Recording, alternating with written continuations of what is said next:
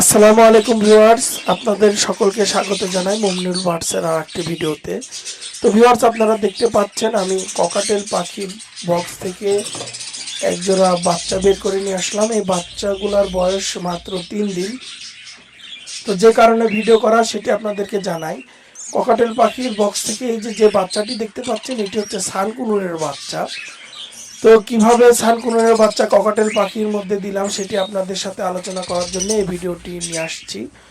তো পাখিকে যেই ফর্মুলাটি খাওয়ানো হচ্ছে, এটা হচ্ছে নিউট্রিবার্ড A21।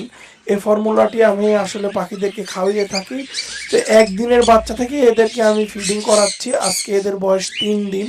তো ভিউয়ার্স, পাখিদেরকে কি কারণে সানকুনুরের বাচ্চা ককাটেলের কাছে দিয়েছি সেটি আপনাদেরকে একটু জানাই। আসলে আমার বাসায় সানকুনুর পাখি আছে 2 জোড়া। তো যে জোড়াটি প্রথমে বার ডিম দিয়েছিল, একটি ডিম পাড়ার পরে পরবর্তীতে আর একটি ডিম পেটের মধ্যে আটকে গিয়েছিল। পরে আমি হাত দিয়ে সেই ডিমটি বের করে নিয়েছিলাম, নিয়ে ওদের কাছে রাখছিলাম, কিন্তু ওরা আসলে সেভাবে তা দিচ্ছিল না। এই কারণে আমি সানকুনুরের ডিমগুলা ককাটেল পাখির কাছে দিয়ে দিয়েছিলাম। তো সেই ভাবেই আসলে এই যে এই জোড়া পাখি হচ্ছে আমার ডিম দিয়েছিল, কিন্তু তা দিচ্ছিল না।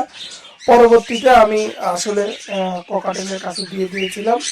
তো এরা আবার ডিম পারছে মাশাআল্লাহ, 2টা ডিম। এবার এরা এই ডিমে তা দিচ্ছে খুব সুন্দরভাবে, এবং এদের এবার ডিম আসলে পারতে তেমন সমস্যা হয় না। আসলে প্রথমবার জন্য হয়তো বা এমন সমস্যাটি হয়েছিল। তো আলহামদুলিল্লাহ এরা এখন তা দিচ্ছে ডিমে। আশা করা যায় এবার এরা এই ডিম থেকে বাচ্চা দিবে। এবং এই জোড়া যে পাখি দেখছেন, এই জোড়ার বাচ্চা অলরেডি আমি বের করে প্রায় 30 থেকে 35 দিন বয়স হয়ে গিয়েছে এদের। এরা আবার ডিমের মুটে আসছে জন্য আমি আবার বক্স লাগিয়ে দিয়েছি।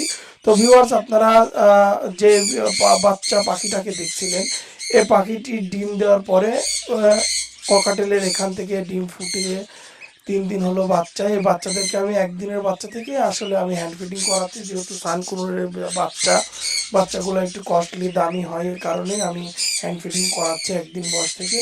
এবং পাশে যে বাচ্চাটি দেখছেন, এটা আসলে সানকুনুরের বাচ্চা না, এটি ককাটেলের বাচ্চা।